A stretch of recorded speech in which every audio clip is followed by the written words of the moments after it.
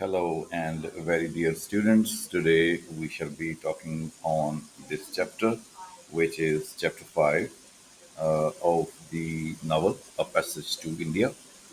And A Passage to India, is written by Forster. And today we shall be talking on this chapter. So you can see that the very first sentence is the bridge party was not a success. At least it was not what Mrs. Moore and Miss Quested were accustomed to consider a successful party. So this sentence goes to show that there was a combination of various types of white people and the non-white people also, where the party was thrown, and the purpose, according to Mrs. Moore and Miss Quested, was that they should have good relationship, good talk, and good views of the Indian people, but they could not secure their purpose, and as a result, they think that it was not a success. Because every one of us knows that Mrs. Moore and Adela Quested had come to India to understand India along with other things. Mrs. Moore wanted to see India, Miss Quested wanted to see India, but they could not, and that is why, in the same context, it being said that Break Party was not a success. Let's proceed into the chapter and see what further things are because of which this sentence has been spoken and because of which this is the kind of impression. On page 36, we can have this sentence, which is colored. It says, assured of her approbation, Ronnie continued, the educated Indians will be no good to us. If there is now, it's simply not worthwhile conciliating them. That is why they don't matter most. Of the people you see are seditious at heart, and the rest I'd run secreting. The cultivator, he is another story. The Pathan, he is a man he likes. But these people don't imagine they are India. So the conflict and the contrast between the views of these two ladies and Ronnie Haslop, the magistrate, is going on throughout these chapters. In this chapter also, Ronnie is trying to convince his mother and Adela Quested that the people they want to see in order to see India are not the good people at all. They may be educated, but they are not good at all. And according to him, they could be seditious. He talks of some of the people, like cultivators, or one Pathan to be the person to whom he met, but most of them, according to him, are not good people. So his attitude is that of the colonizer who would not think good about the colonized people at all and would be threatened because of their behavior about the success of his rule. But on the other hand, the two ladies wanted to be friends with the Indians. That is something important. And here also the same thing would be repeated. The possibility of friendship according to Roni is not there, and the possibility of friendship according to Mr. Moore and Adela Quested is there. That is why this type of conflict exists. Let's see how has the writer tried to portray this type of conflict in this chapter number 5. Going down to the next page, we will be able to see that there is something very important. For example, here on page 37, the colored passage says, Miss Derrick, though she charmingly looked her part, lacked the necessary experience and occasionally forgot her words. This tiny breath of genuine criticism had given deep offense, not indeed to Miss Derrick, who was as hard as nails, but to her friends. Miss Derrick did not belong to Chandrapur.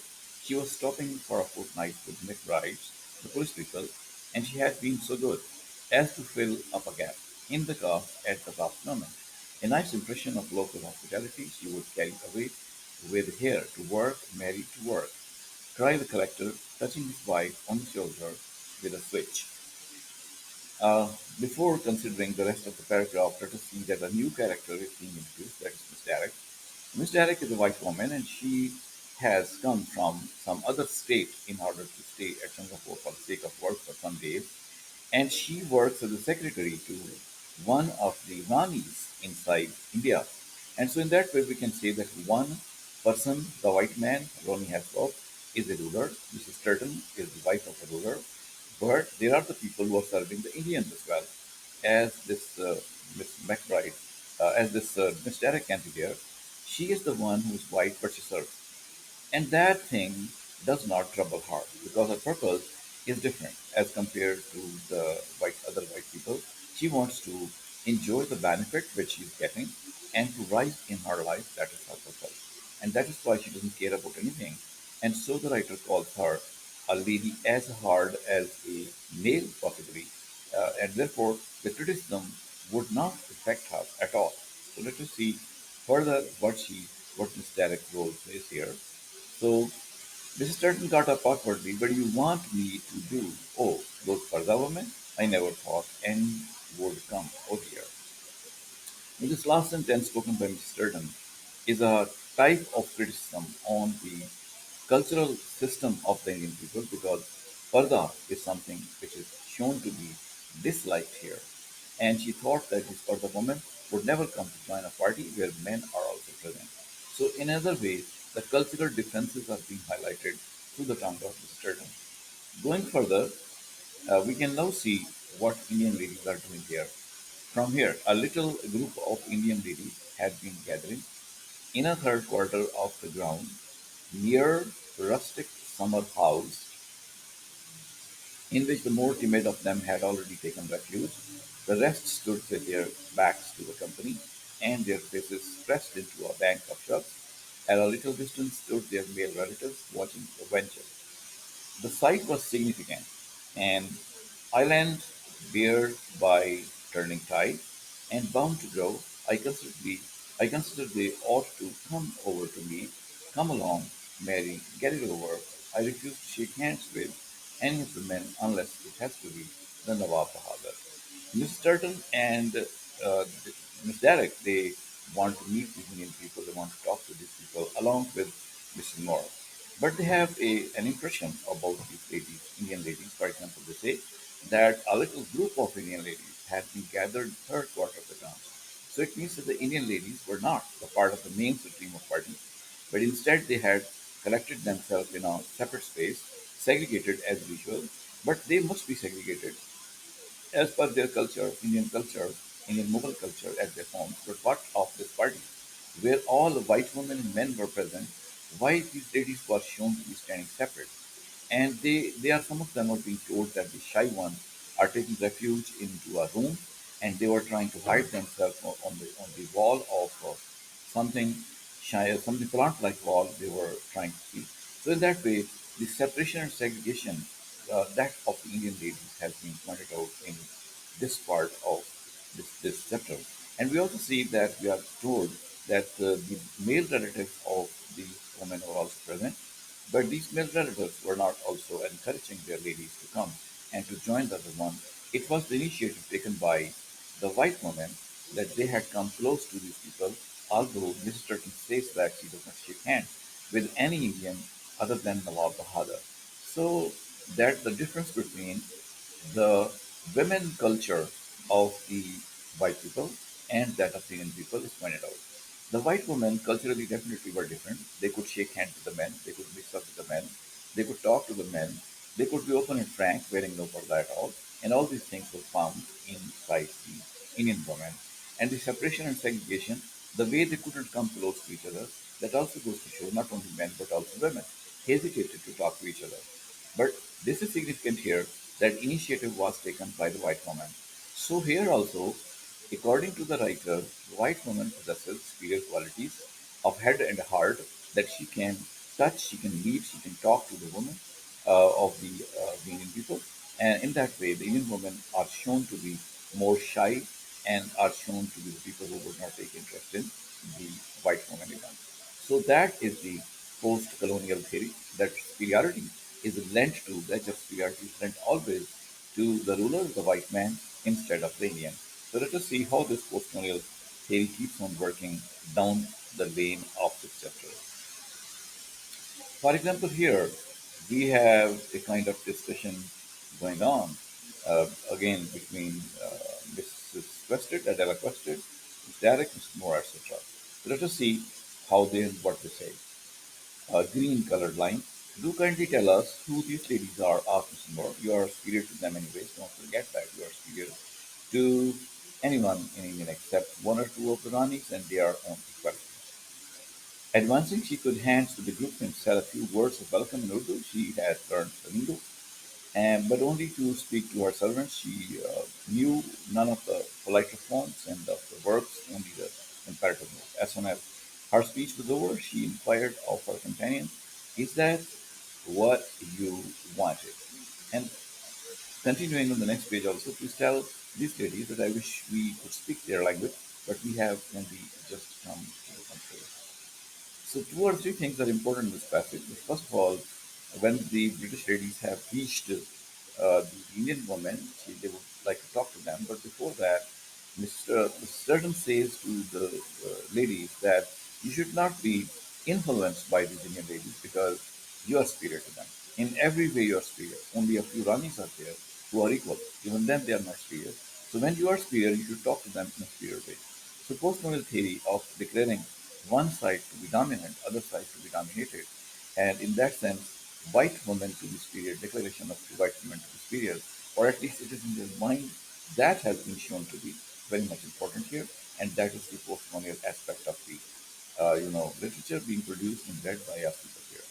Another postcolonial aspect is also there that the ladies, a few of the ladies of the British people, they could talk in Urdu and they addressed a few words in Urdu, but these all words were not of the words of niceties as we mostly have in Urdu language.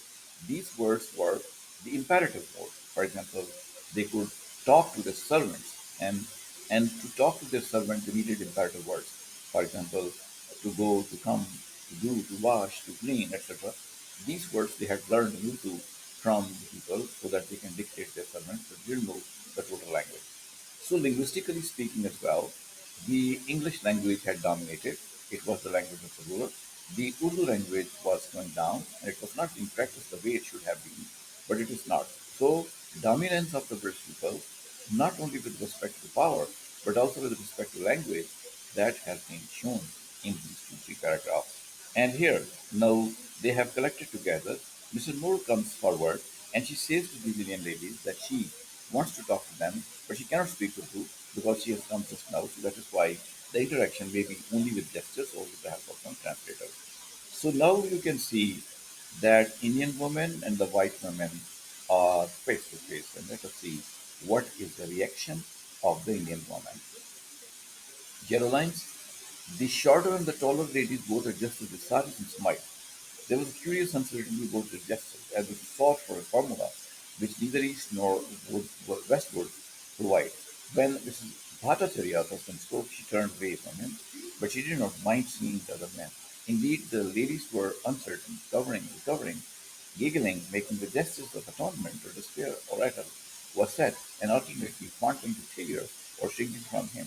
Miss Quested now had her desired opportunity. Friendly Indians were before her, and she tried to make them talk, but she failed. She strove in. Before we go to the next page, let us talk about these lines. That the behavior of the Indian women is being discussed was that when ladies had come to talk to them at that time, they were showing their usual gestures. For example, settling the saris, adjusting the saris, or their smiles, or showing curiosity sometimes, or sometimes uncertainty, sometimes other gestures.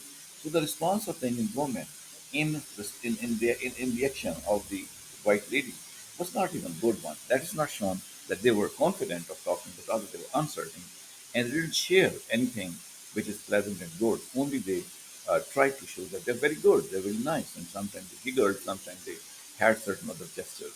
So the lack of confidence or the lack of conversation skills that is being talked about within ladies here, and that therefore again goes to show that white women could be more confident as compared to the Indian women. They may be confident because of their being rude, but overall, the white race is being shown to be the people who are thinking in more confident way as compared to Indian women. And when it was said in the beginning of the chapter that the bridge party was a failure, the last line of the page goes to talk about that. For example, what it says that Adela Quester tried to talk to the people because the opportunity had come that she could talk to the real Indian people, but she tried to make them talk, but she failed. And this means that the interaction which Adela and Moore wanted to establish with the India, that could not be possibly done. And here even it has failed with the Indian people. That is why the bridge party was a failure. That is being talked about. And again, in the lines on this page, For example, they say, whatever she said produced a murmur of repetition, varying into a murmur of concern. When she dropped her pocket handkerchief, she tried nothing to see what that produced, and they did nothing. Miss Moore was equally unsuccessful. So these lines also show that the connection could not be established. The connection which the ladies possibly, very easily could have established, but it was not possible at all. Now, one incident that Adela Costa dropped a handkerchief in order to see what is the reaction of the woman. Are they feeling sad? Are they feeling good? Or they helping her? But nothing happened. So it means that the little gesture, which could have created some kind of intimacy, has failed to come up with that. So in that way, the failure of friendship between the men and women, and especially women and women in India, was also not possible.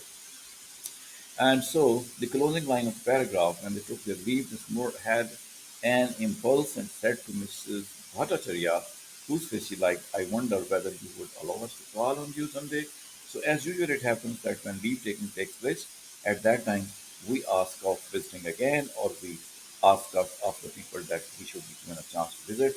The close happened with this idea, and later on, nothing was left, nothing was done, which could definitely create some good impression other than the foods that possibly could come to these people. So here, up to page 42, we shall be stopping in order to cover the later part of the chapter later on, and so that it may be digestible to the student. Short video, half part is done, half will be done from here for this chapter. The two parts of the chapter. So thank you for watching. Hope to see you again in the next part of this video. And that's it from me for this day.